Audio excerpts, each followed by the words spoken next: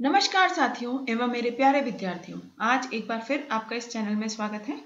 आज हम यहाँ जिस सीरीज को शुरू करने जा रहे हैं वह है पाश्चात्य काव्यशास्त्र और उसका पहला टॉपिक है अरस्तु का अनुकरण सिद्धांत। तो आइए समझते हैं पहले अरस्तु के विषय में कि अरस्तु कौन थे और उन्होंने किस प्रकार का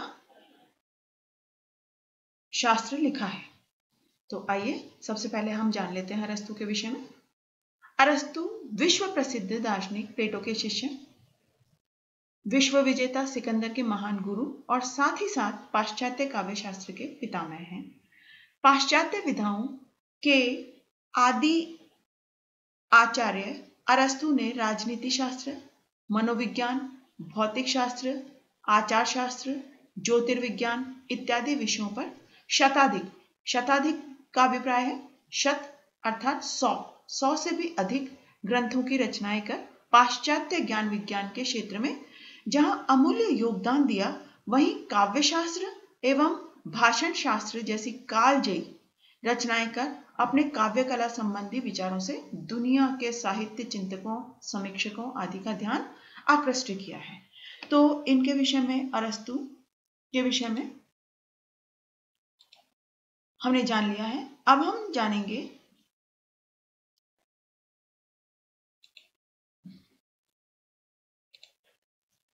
जानेंगे कि अरस्तु के अनुकरण का अर्थ क्या है।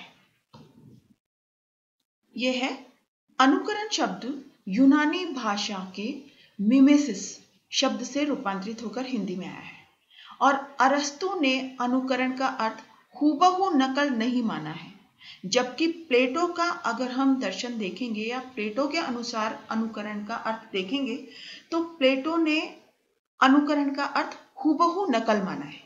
यही इन दोनों में अंतर है। हम बाद में इसके विषय में भी जानेंगे कि प्लेटो के अनुसार अनुकरण का अर्थ क्या था। पहले हम अरस्तु का जान लेते हैं। अरस्तु ने अनुकरण का अर्थ हूबहू नकल नहीं माना और यह कहा कि कविता या कला अनुकृति है पर एकदम नकल नहीं है, यह उसकी सर्जना की नकल है। कला प्रकृति और जीवन का पुनः प्रस्तुतिकरण है। तो हम कह सकते हैं कि अरस्तु का मत था कलाकार प्रकृति की गोचर यानी जो दिखाई देती हैं उन वस्तुओं का नहीं, वरन प्रकृति की सर्जना प्रक्रिया का अनुकरण करता है। सर्जना प्रक्रिया यानी प्रोसेस, जो प्रोसेस है क्रिएशन का, जो प्रोसेस है खाली उसका अनुकरण करता है। जो भी वस्तुएं कलाकार को दिखती हैं यानी जो गोचर होती हैं यानी जिनका प्रत्यक्षीकरण हो सकता है, उन वस्तुओं का हूबहू नकल कलाकार नहीं करता। तो यही अरस्तु के अनुकरण का अर्थ है। अब हम आगे देखेंगे अरस्तु के अनुकरण की मूल धारणाएं क्या है।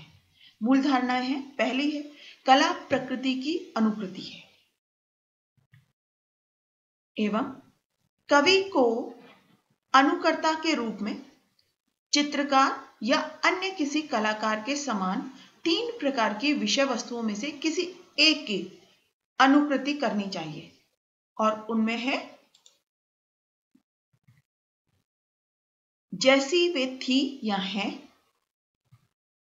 जैसी वे कही या समझी जाती हैं, जैसी वे होनी चाहिए। अरस्तु की दृष्टि में कलाकृति के रूप में वह अनुकृति महत्वपूर्ण है जो वस्तुएं यानी घटनाएं जैसी हो वैसी चित्रित कर देती हैं, अर्थात घटनाओं का जैसा होना चाहिए वैसा ही चित्रित करती, यानी उसमें कुछ भी, आप ये देखिए, उसमें कुछ भी प्लस या माइनस नहीं है कि उसमें कुछ भी जोड़ा जा सकता है या घटाया जा सकता है, ऐसा कुछ नहीं है। वो जैसी घटनाएं हैं या जैसी होनी चाहिए एग्जैक्टली वैसी ही चित्रित होती हैं। इसके पश्चात है अनुकृत वस्तु से प्राप्त आनंद भी कम सार्वभौम नहीं होता। सार्वभौम अर्थात जिस आनंद की अनुभूति सभी को समान रूप से होती है। अनुकरण में आत्म तत्व का प्रकाशन निहित होता है। आनंद की उपलब्धि आत्म प्रकाशन के बिना संभव नहीं। इसके पश्चात है काव्य में वस्तु के 3 रूपों का अनुकरण होता है। अब ये 3 रूप कौन से हैं हम ये जान लेते हैं। सबसे पहला है प्रतीयमान रूप, अर्थात जैसा अनुकर्ता को प्रतीत हो, ये इसका पहला रूप है। दूसरा है संभाव्य रूप, अर्थात जैसा वह हो सकता है वैसा। और तीसरा है आदर्श रूप, अर्थात जैसा वह होना चाहिए। तो इसमें हम 3 रूपों के विषय में एक बार फिर से जान लेते हैं कि ये 3 रूप कौन से हैं। प्रतीयमान रूप है, अर्थात जैसा अनुकर्ता को प्रतीत हो। अनुकरण करने, अनुकर्ता कौन है? अनुकरण करने वाला। तो अनुकर्ता को जो भी प्रतीत हो वह प्रतीयमान रूप होना चाहिए, या संभाव्य रूप, यानी जैसा वह हो सकता है, यानी जैसा होने की उसमें संभावना हो सकती है वैसा होना चाहिए। और तीसरा है आदर्श रूप, अर्थात जैसा वह होना चाहिए। जैसे हम कुछ चीजों के विषय में मान लेते हैं, उसका आदर्श रूप मान लेते हैं कि ऐसा होना चाहिए, वैसा होना चाहिए, तो वह आदर्श रूप या हो। तो काव्य में वस्तु के इन तीनों रूपों का अनुकरण होता है अरस्तु के अनुसार। आदर्श रूप अनुकर्ता की इच्छा और विचार से पोषित कल्पना की सृष्टि होती है। अतः अनुकरण भावात्मक एवं कल्पनात्मक पुनः सृजन का पर्याय है, यथार्थ प्रत्यांकन नहीं। और काव्य कलात्मक अनुकृति ही होता है और कवि के काव्य का माध्यम भाषा होती है। इसलिए काव्य भाषा के माध्यम से कलात्मक अनुकृति होती है। वस्तुतः अरस्तु की दृष्टि में काव्य भाषा के माध्यम से अनुभूति और कल्पना द्वारा पुनः सृजन है।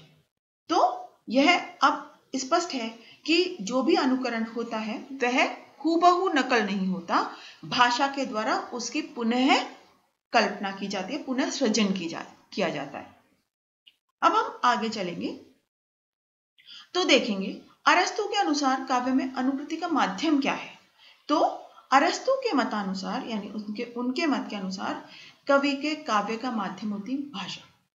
इसलिए काव्य भाषा के माध्यम से कलात्मक अनुकृति होती है। अरस्तु कहते हैं कि जिस प्रकार संगीत में सामंजस्य और लय का महत्व होता है, नृत्य में केवल लय का उपयोग होता है, उसी प्रकार काव्य कला में अनुकृति के लिए भाषा का उपयोग किया जाता है, जो गद्य या पद्य दोनों में किसी रूप में भी हो सकती है। तो यह जरूरी नहीं है कि केवल गद्य में हो या पद्य में हो, किसी भी रूप में उसका उपयोग हो सकता है। तो जिस प्रकार, अब आप ये देखिए यहाँ पर उन्होंने स्पष्ट किया है कि जिस प्रकार भाषा की क्या उपयोगिता है, काव्य में भाषा की क्या उपयोगिता है।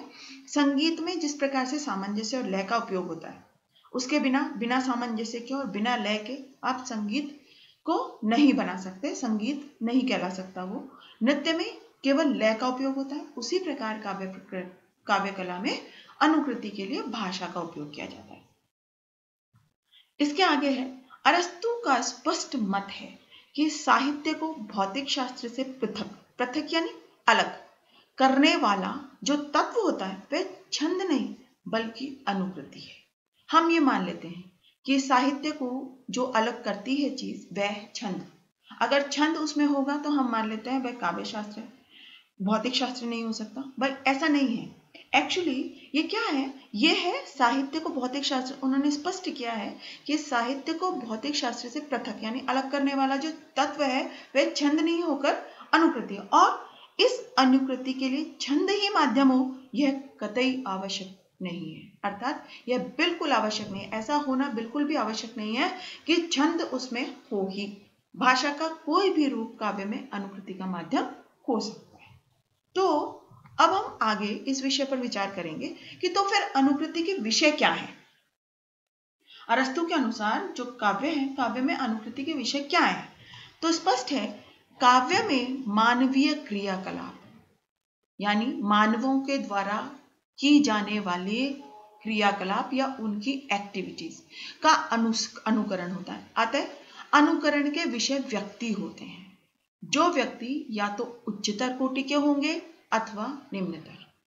अब यह बात कैसे पता चलेगी या यह हम कैसे तय करेंगे कि व्यक्ति उच्चतर कोटि का है अथवा निम्नतर।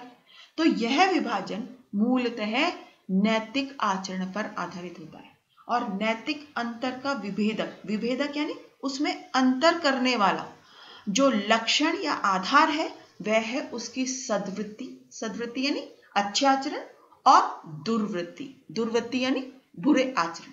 तो यही एक विभाजक तत्व है कि जो सद्वृत्ति अगर अच्छे आचरण करता है तो व्यक्ति उच्चतर है, और अगर दुर्वृत्ति यानी बुरे कर्म करता है तो व्यक्ति निम्नतर है। तो ये दोनों कोटि इन्होंने समझाई है। इस प्रकार काव्य में यथार्थ जीवन से श्रेष्ठतर व्यक्तियों के कार्य वर्णित होते हैं, या हीनतर या फिर यथावत रूप में, यानी वो जैसे हैं उस रूप में निहित होते हैं। आगे हम देखेंगे कि अरस्तु के अनुसार काव्य में अनुकृति की विधि क्या है। तो अरस्तु ने अनुकृति के विषय की प्रस्तुतिकरण हेतु अनुकृति की विधि के अंतर्गत 3 शैलियों का उल्लेख किया है, और वो 3 शैलियां कौन सी हैं? पहली है जहां कवि निजी रूप में बोल सकता है अथवा अपने पात्रों को जीवित, जागृत, चलते फिरते, बोलते प्रस्तुत कर सकता है। ये उसका पहला शैली है।